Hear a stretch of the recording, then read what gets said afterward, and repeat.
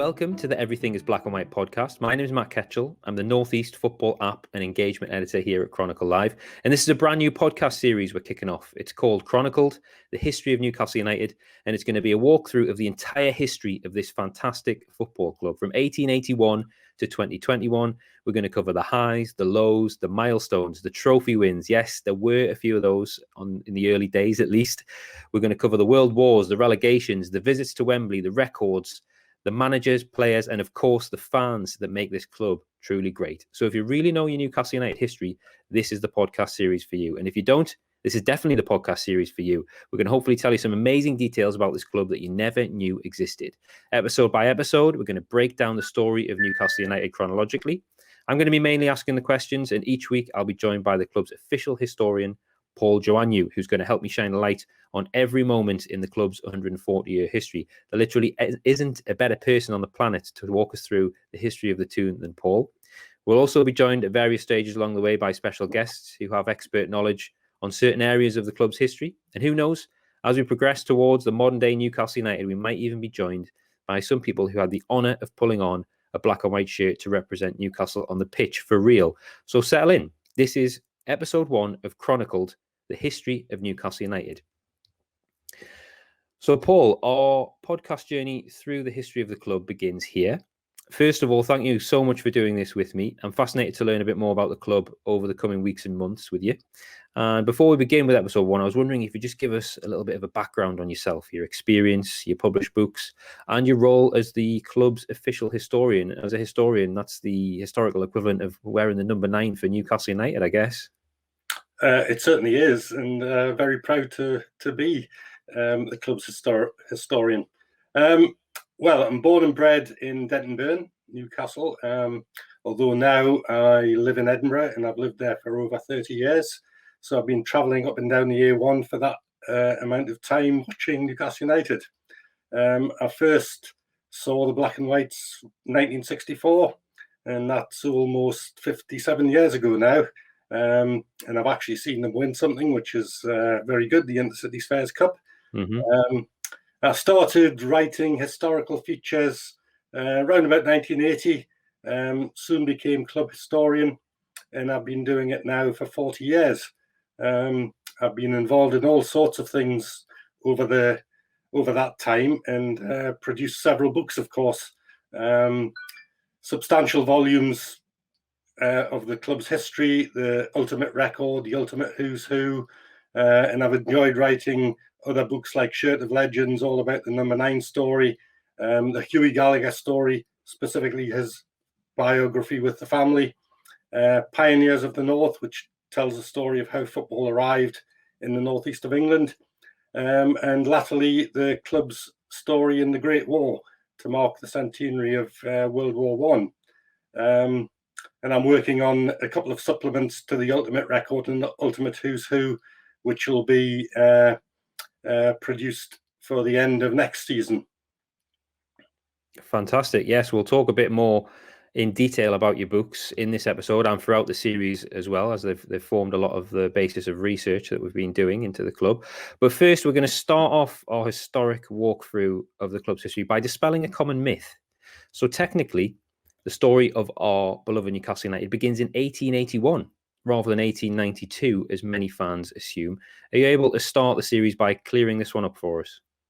Well, that's right. The year of 1892 was certainly a special year, but yes, they weren't founded then. They merely changed their name and moved to St James's Park. Newcastle United were actually founded as a club called Stanley Football Club 11 years earlier, late in 1881. Interesting. So transport us then back 140 years to 1881. Football, very much a fledgling concept back then. It had only really been played in organised fashion for a few years, on Tyneside at least. Yeah, football was a late sort of developer in the northeast of England. The game started in the further south and in the far south at the public schools of England. But by 1877, the region's pioneer clubs were formed. One was called Tyne Association, based in Newcastle, and the other one was Newcastle Rangers. Now, by 1880, smaller clubs were being formed around the region on the back of the development of the game through Tyne and Rangers. And one of those clubs were a small club called Stanley Football Club. And they originated from a cricket club in South Byker called Stanley Cricket Club. Okay, so very significant in the history of Newcastle United, as listeners are going to discover a bit later in this episode. Who exactly were Stanley FC? Can we work out where they were based in the region and why they were called Stanley? Yeah, we certainly know that. Stanley Football Club originates from the local street they were from, which is Stanley Street, and that is part of Walker Road at the junction with Raby Street in South Byker, just up from St. Peter's. Now, everybody who knows the East End of Newcastle probably know that area quite well. Currently, the St. Peter's Social Club and Tyne Bank Brewery are situated more or less in the spot of Stanley Street. You can't see Stanley Street anymore. It's just part of Walker Road. But if you go back onto the local city maps back in the 1870s and 80s, you can actually see a street called Stanley Street just at the junction with Raby Street. Yes, so no Stanley Street for us to go back and visit in 2021, but it was there 140 years ago, and it's probably on the site where the St. Peter's Social Club and Tyne Bank Brewery are now. How did Stanley get going then? Are you able to pinpoint exactly when in 1881 this small local club was officially formed? Straight away, I'm imagining a bunch of mustachioed working class men, probably above a pub, thrashing out details. Am I on the right lines with that one? Well, I think you're on the right lines. Certainly, the cricketers of Stanley Cricket Club, like many other sporting organisations at the time, must have started talking about this new game, the association code, as it was called back then to distinguish it from the rugby code, and they would have been talking about it at cricket meetings and in the pubs after cricket games. And the enthusiasts of the cricket side decided to form a football club. And it is recorded in the local press. In November 1881, there were 2 or 3 meetings of those cricketers, and they decided to form a football club. And that all happened in November 1881, and the first match took place very shortly afterwards. Yeah, amazing. So in November of this year that we're recording the podcast, 2021, that will mark the 140th anniversary of that meeting. You mentioned the first match. They didn't hang about, did they? They managed to get one organised pretty quickly after the meeting.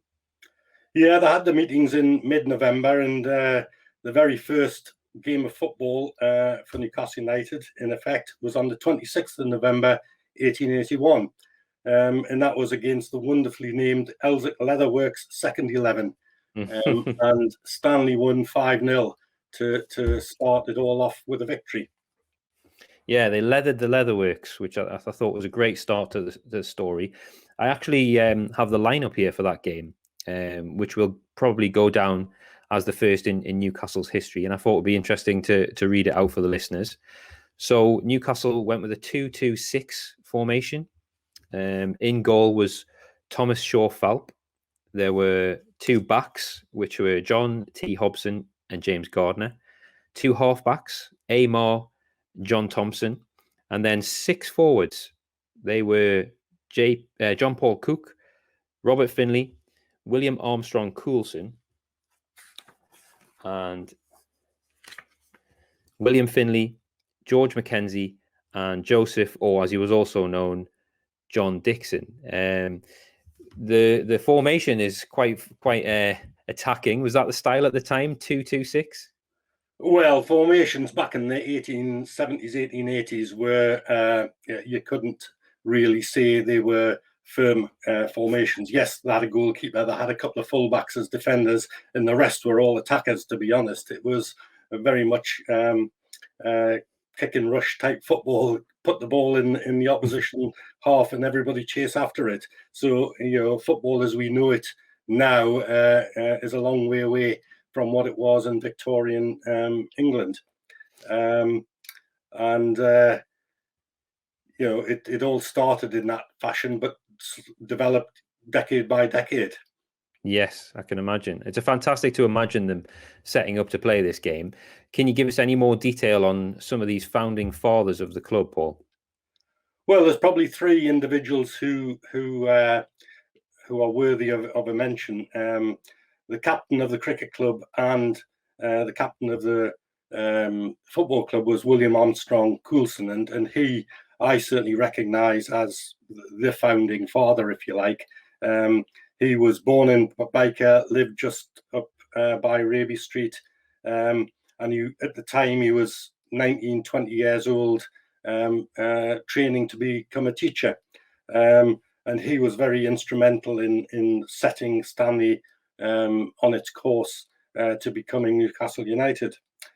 Two other individuals, Robert Findlay and William Findlay, were two young Scottish brothers, both in the teens, and they supported Coulson in developing Stanley into a proper football club. All of them were born and raised in Byker, because the Findlays were actually born in Aberdeen and moved to Tyneside with the family. Would love to, certainly I would love to find a decent picture of all three of them. I've managed to find an illustration of Coulson in his much later years as a veteran school teacher. He later became a headmaster near Alnwick and lived in the Northeast all his life. So maybe some family members are out there and would love to hear from anybody related to Coulson or the two Findlay brothers. Absolutely, yes. If you do think you're related to William Armstrong Coulson or either William or Robert Findlay, we'd love you to get in touch. And William and the Findlay brothers, a sincere thank you for your efforts 140 years ago. Paul, moving on, obviously the name Stanley only really relates to the actual nearby street where the football club was based. We've established that Stanley Street isn't there anymore in Byker. They weren't known as Stanley for very long, though, were they? They weren't.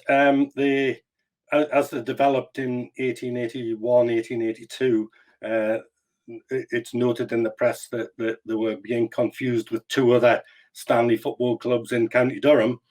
So one reason for changing the name was because of that. The other one was that the club wanted to get a better identity in the East End of Newcastle, in Byker, Walker and Heaton.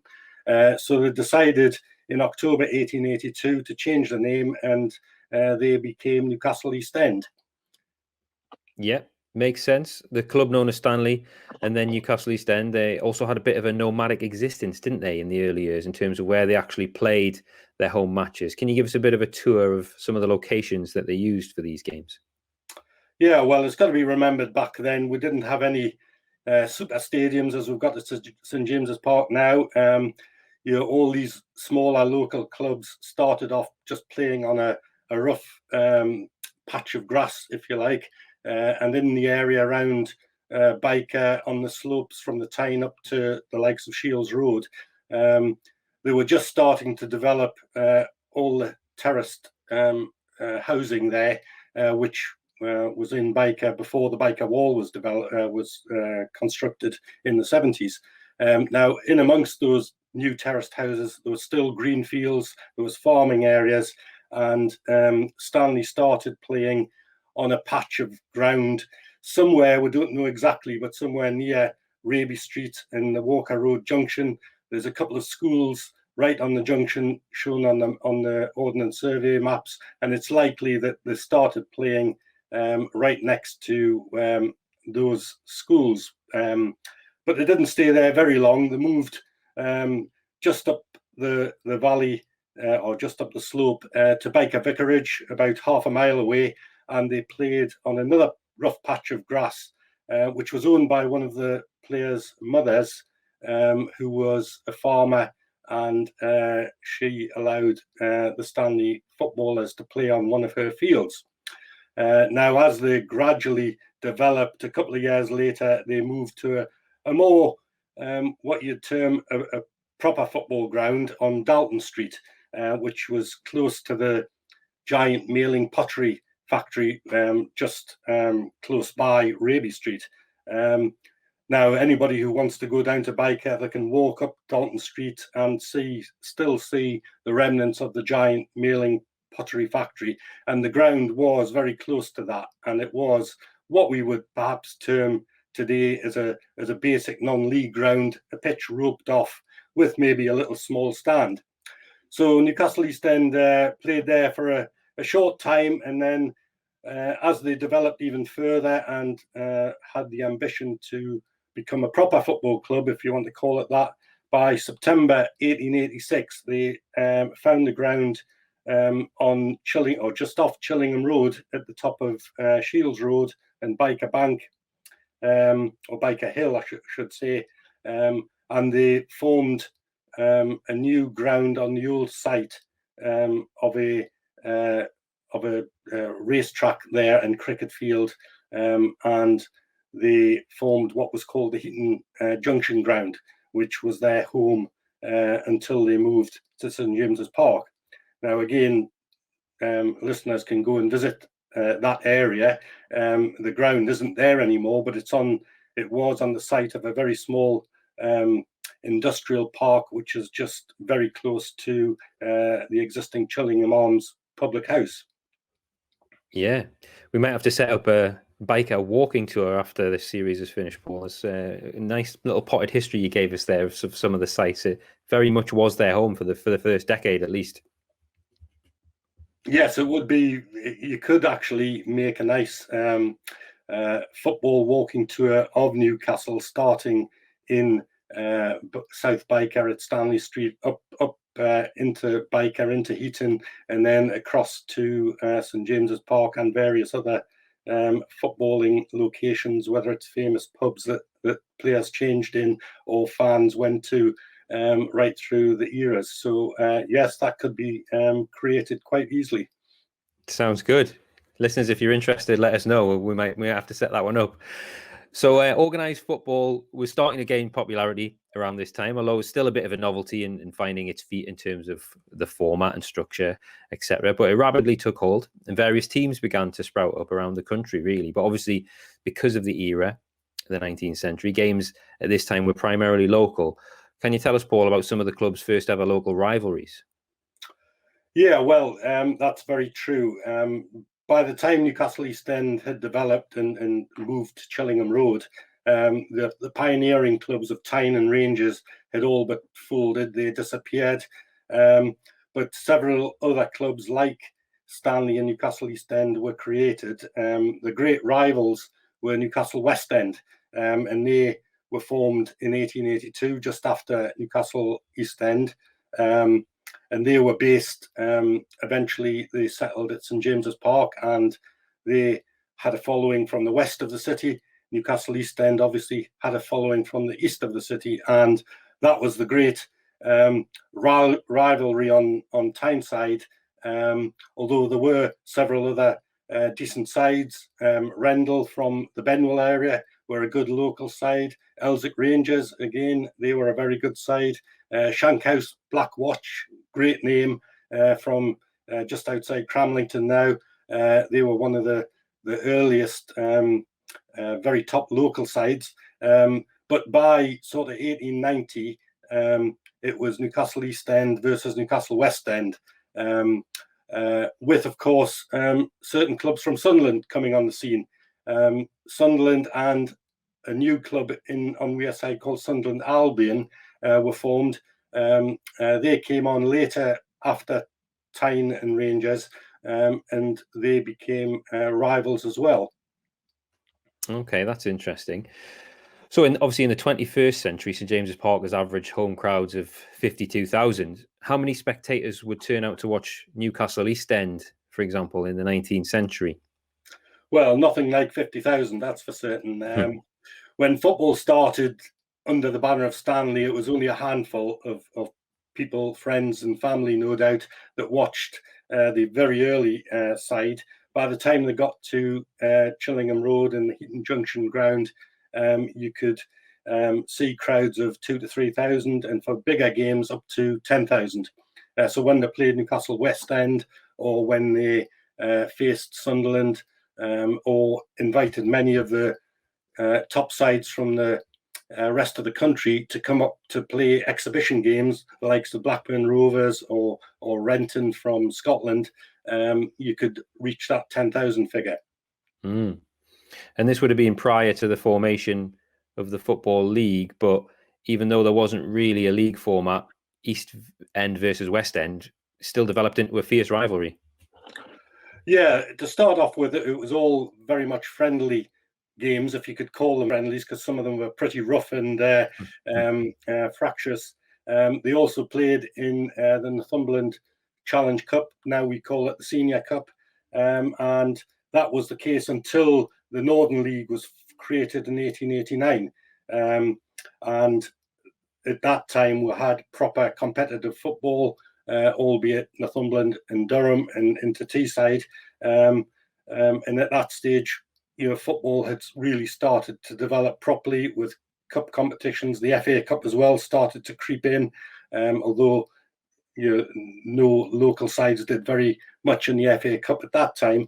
And then the Football League was created in 1888, a year earlier than the Northern League, but Newcastle clubs didn't join till much later.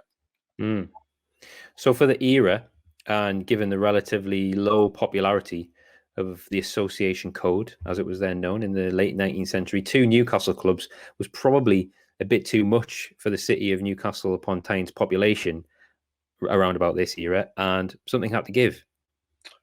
Yeah, something did have to give. Both clubs, Newcastle East End, Newcastle West End, were very ambitious. They both turned professional, and they both became limited companies. And both clubs were very one of the first group of companies, group of football clubs to become a limited company in the country. And they became businesses. They attracted players, especially from Scotland, who in Scotland, it was very much an amateur game, and they flocked over the border to turn professional and be paid for playing football. And Newcastle East End and Newcastle West End both secured many Scottish players at this time. Now, on gates of 2,000 to 3,000, 4,000, and the odd gate of 5, 6, or even 10,000, you couldn't sustain that professionalism very long. And it was clear that in the city at that time, only one football club could survive. And really one of them, Newcastle East End or Newcastle West End, had to go. Yes, and we'll find out exactly which of those clubs went in our next episode. Paul, we'll leave it for there for now. We've covered Stanley, the era 1881 to 1892. Before we go, I just want to advise our listeners to some further reading that they can do if they're interested in this era of football. There's a couple of books that you've been involved with. Pioneers of the North, which I have here. This is what I read the first ever team sheet for a Stanley game from. You were involved in that book. That book covers the very early formation of football on Tyneside. Can you tell us a bit about that? Well, yes, we did that. I did that together with a colleague, another Newcastle enthusiast, Alan Candlish, a few years back, and we decided that we wanted to trace the detailed story of how football arrived, not only on Tyneside and not only Newcastle United, but in the northeast of England.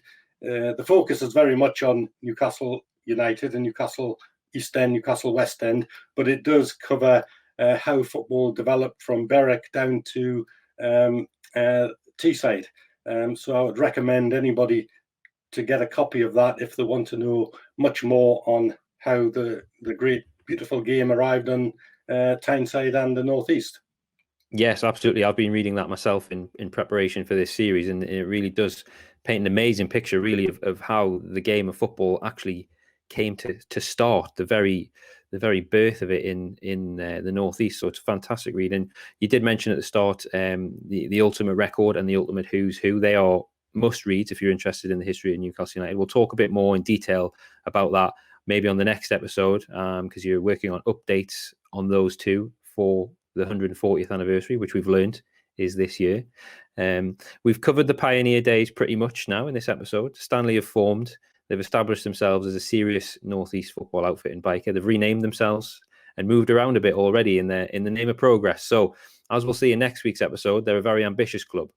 Check back next week when we move on to the 1892-93 season, where Newcastle East End take over at St James's Park following the demise of East End. Does that count as the club's first ever takeover? I think it might do.